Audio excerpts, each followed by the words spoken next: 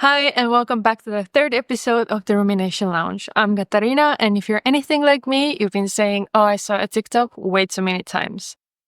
And now it's our time to change that for ourselves and expand our vocabulary, deepen our knowledge, and get into self-development through reading articles.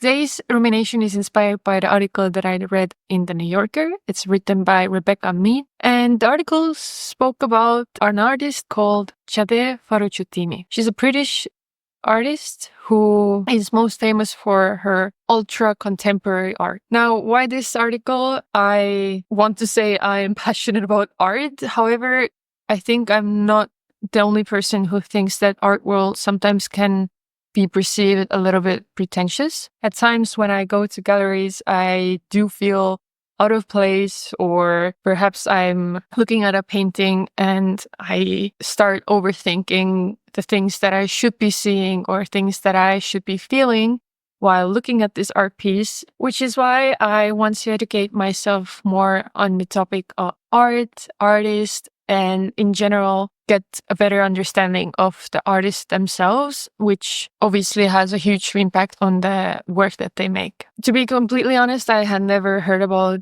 artists like her. However, once I had read, I think, the first page of the article, I was immediately fond of her. This is because her authenticity, her character is just so mesmerizing and inspiring that immediately her artwork kind of correlates with who she is and what she has created. For example, in 2019, she became the youngest artist to have her paintings in Tate, which is one of the most prestigious museums in London. And the piece was called I Present Your Royal Highness. She's also been chosen as one of the 3 masters of current decade. And to quote, "It's so difficult with abstract art to create a new language with everything in the 20th century. Her work is mesmeric. She sees the world in such an extraordinary way. She sees it through color," which is interesting because in one part of the article, she also spoke about her journey towards painting. It wasn't that she started painting when she was young and it was a completely natural process. Actually, when she was asked, when did you make your first painting? She said that it was after she graduated from her master's in fine arts. During her time in the university, she always felt a little bit out of place due to the fact that for her, the passion for painting didn't stem from, let's say, those big abstract ideas, which sometimes add the level of difficulty to a certain art piece. But for her, to quote, she felt that many of her classmates were far more sophisticated. They knew which galleries represented which top artists and had much more firmer grounding in art history. And they talked about ideas and concepts that underpinned their artwork, while Jade was kind of unable to do it. And to quote, "I just like color. Everyone seemed to think that my reason for making paintings wasn't reason at all. I was thinking about feelings, about soundtracks. Why does this anime that I watched 3 years still linger in my mind? Why can't I let go? Things like that. And why is it so hard to move on?" I was having all those questions about emotions that weren't therapeutic questions. They were very abstract. I wanted to feel these things through color, but I didn't know how to express them. That's where my paintings started coming from. But everyone was like, "You can't just make paintings from feelings." That chapter was really powerful for me because it comes to show that sometimes there is this added level of difficulty, which is really just up front, which is interesting to me because I sense that at times we tend to compare ourselves to other people, how others do it, what is the norm, and follow the, let's say, natural path of a certain process, which not every time is something that is actually how you get to the best outcome, which is why I find Jade so inspiring because for her, she was very simplistic in her core. She knew her why and what others were doing. Of course, she noticed it, but for her, it wasn't something that she felt that had to define the way she does things, which ties into her childhood. She was very secluded and independent child. And from her childhood, she recognizes that she spent much of her youth in a state of depression, although at the time she couldn't really actually understand how you could live any other way. She had a philosophical outlook on her condition. I didn't understand why everyone cares so much about what other people thought, she said. I'm a person who removes herself rather than tries to blend in. So I also created my own loneliness at a very young age. But I also had the best time.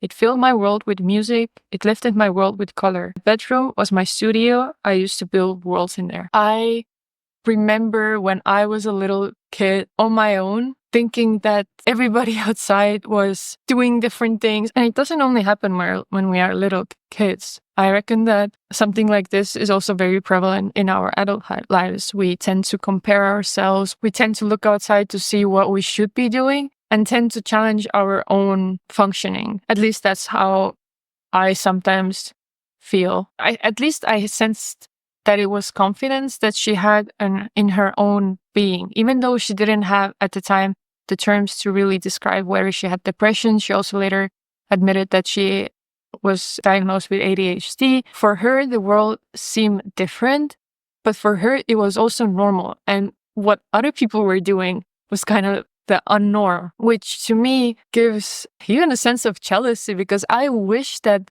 at that age, or even at my current age, I would have this sense of courage to, or not even courage, I think courage is a wrong word to use here.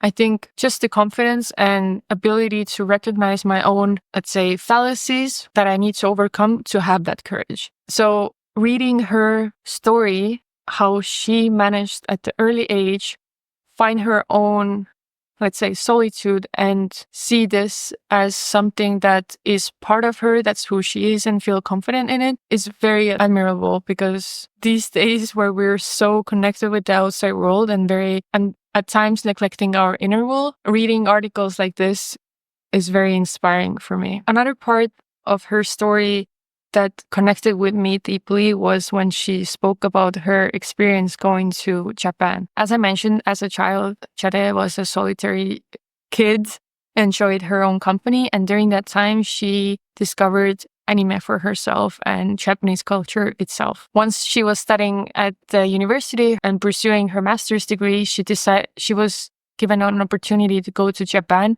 to further develop her skills. When she arrived, of course, the world or the country wasn't as she had experienced it in her head or through the anime that she was watching. But regardless, it served as a great opportunity for her to expand her skill set and her artwork. Actually, when she returned from her study abroad, one of her lecturers said at her graduation show that Jade's work was extraordinary. Something had happened and it had completely changed. She had a new mastery of materials that combined the swiftness of drawing and the substantiality of paintings. It really opened my painting language. When she returned to the studio, she applied what she had discovered. For example, she used oil pastels and pigment sticks to push aside liquid painting on the canvas, creating warmy, convoluted lines that gave the color an increased dimensionality. Again, blown away. I would argue that this ties to the previous episode where we talked about life-changing events, going abroad, studying abroad. I'm a strong advocate for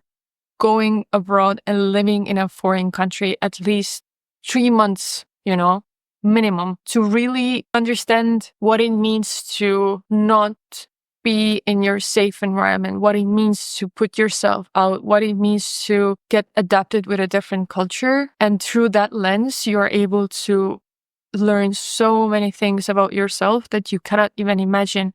Things that while living in your home country, home city, you would not find out about yourself. Therefore, the fact that she went to Japan, even though it wasn't what she wanted or imagined it to be, it really changed the trajectory of her art, work, and journey of becoming such a well-established, well-known artist that she is in this time. On that note, being such an extraordinary artist, I like that she brought up understanding her value and growing out certain places. So initially, she was signed with a gallery in London, which at one point she outgrew. Therefore, she decided to sign with a bigger gallery, which initially from her previous presenters was not maybe a good idea, since it meant going bigger, doing things on a larger scale, which they thought she might not be ready. However, Jadé recognized that she had outgrown her previous gallery and she was ready to take up a new challenge for herself. Fear of the unknown, fear of a challenge did not hold her back, nor did what everybody else said, which again, I think as a woman is such an important skill to have, that you filter out the outside noise, you filter out what people think you should be doing. I think at times we might feel that we need to be humble about our skills. We need to stay in our place. We need to, not really demand our spot at the table. So when she decided to go from a smaller gallery to a very well-known gallery, she was confident in herself that she can do it. Again, to me, is something that I sometimes might be fearful of and sell myself short because I think I'm not worthy of it, or I think that I'm not capable of fulfilling the requirements on that next level. But we don't know before we try, which is another admirable characteristic of this artist, and her confidence in her ability is just so unbelievably encouraging, especially for women. Another topic with that is that the fact that she is a very fast painter. She can complete her pieces that have sold for millions of euros within an hour. After she had signed with this new big gallery, she speeded up her painting process, which in return created a sense in the audience that she was doing just, a line work that didn't really have the value that a certain art piece should have. I think all of us have heard stories about great painters who painted for years, for centuries, which might mean on some level that it's more precious. But for her, it's just the process that she does. And sometimes I reckon that we are unable to grasp the idea that someone can be excellent in a short amount of time. And to prove her points, she said, "I felt like I wasn't being seen as a great painter, but as someone who just paints for money, which is impossible. I just know that when my paintings evolve, I expect that to be reflected in their price to some extent, because otherwise I'd rather just keep them to myself." Fadojutimi said that although it is nice to sell her artwork, she gets more gratification from having her paintings enter the collections of museums. Oh my God, this should be mandatory reading for anyone who is identifying as a female, because for us to demand our worth, knowing our worth and asking money for this is so undervalued and overlooked that we need to really step up our game and start asking for more. I would argue that every woman has been at a job interview wanting to ask for, let's say, a higher salary, or perhaps you are an entrepreneur, you're selling something and you don't dare to ask a certain price point because you think you're not worthy of it. Next time you have that thought about yourself, go read that story, because she is asking the money that she thinks she's worth. And exactly as she said, if you're not paying the price that I'm asking, you're not seeing my worth, and I would rather keep it to myself. Now, let me cook. I understand that with, let's say, finding a job and asking for a certain salary, sometimes it's not just possible with a position that you might be acquiring.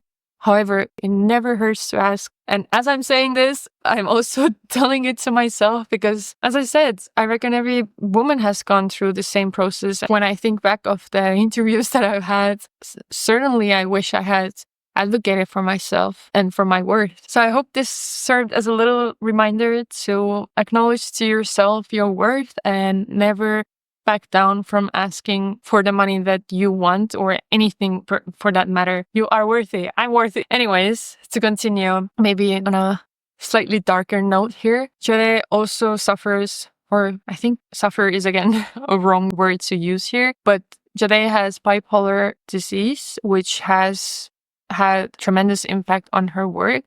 She has been hospitalized several times, and through that experience, she has had her own internal conflicts with her art and, let's say, the outside world. Before she was diagnosed, she knew that something was wrong with her, but once she received the diagnosis, she still felt sad, but also relieved, knowing what is happening to her. And she describes her illness as reality bleeds into this fictional landscape in your head. You are still very much present with people, but it's like when someone switches off the lights or you are in a forest and you cannot see, and your mind tries to make sense of it. Wherever there's a gap for your imagination to fill, it's filled with something that makes sense, but might not be actually true. So here she's describing her maniac episodes where she just doesn't know really what is reality and what not. I would argue that to know what it means to have a mental illness, it's very difficult to comprehend without actually going through it,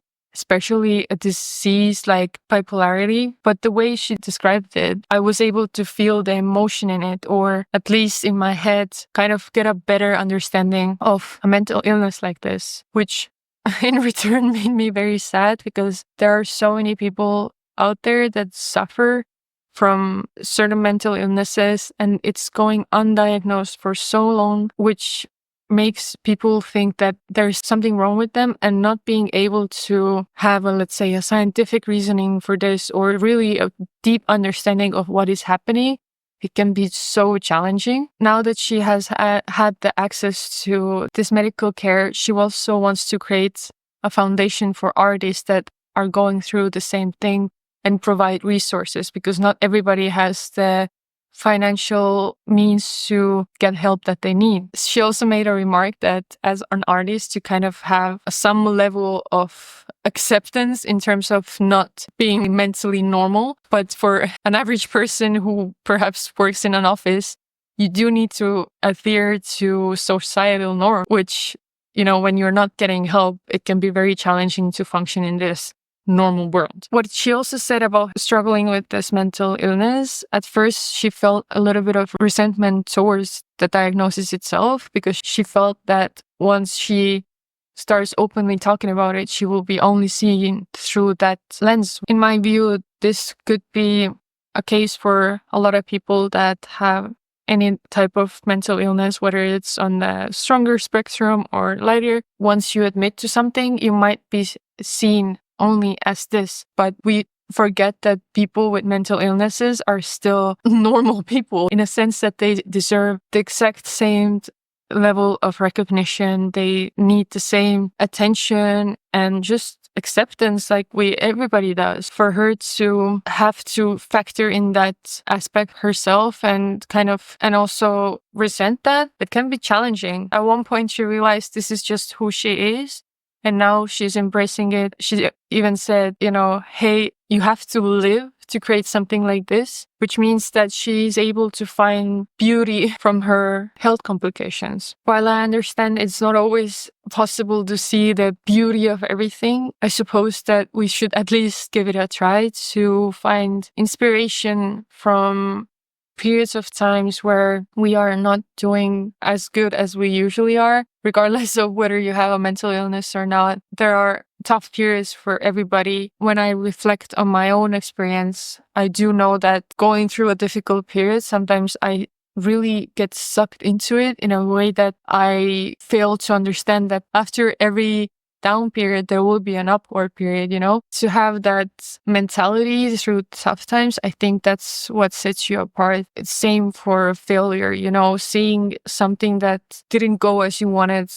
Let's call it a mistake. It's not really a mistake. It's a stepping stone for your next thing that is going to bring you something greater, which I think can go a long way once we start understanding that failure is never something that defines you, but what defines you is your ability to have this resilience and ability to still keep pushing, still keep going forward to reach that end goal of yours, practicing and taking the learnings from each story in your life. I guess that's also what I'm doing here with this YouTube channel. I'm posting it out there to look it back and, assess my vocabulary, assess how I speak, how I storytell. And through that, I'm able to pick up things that I want to change and learn, and not put myself down because I said like too many times, or I started too many sentences with a but, or I think that. It's really just about the learning and knowing that there can be something great after any failure. So to wrap it up, it was such a great article. I feel so empowered, inspired, amazed by the character that Jade Fadojutimi is. Her artwork is mesmerizing. It has so much emotion in it. Even though it's abstract, it's ultra contemporary. You don't need to have this background of art to understand what she's trying to portray with her work. If you're in New York, I encourage you to see her exhibition, which is there, I think, at the end of December. If not, I will link it below. And also, let this be your sign to not hold yourself back from admiring art, even though you don't know much about it. Also, again, as I'm saying this, I'm also saying it to myself. I have the blessing of having a friend who is an art expert who brings me to galleries all the time and has introduced me to new concepts, new vocabulary. I do have the sense of confidence when I go into gallery with him. But honestly, it doesn't really matter.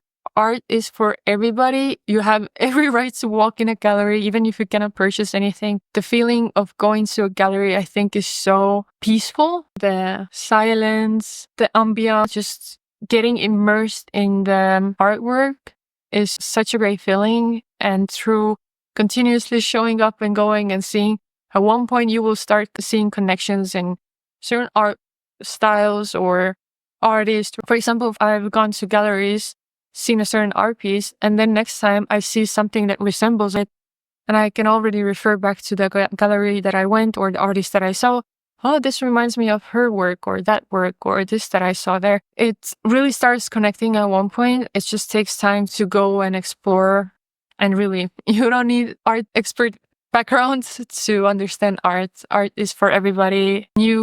Create the meaning for yourself of an art piece. So call up your friends group and tell them to gather at the gallery. But until then, keep ruminating and I will see you next week.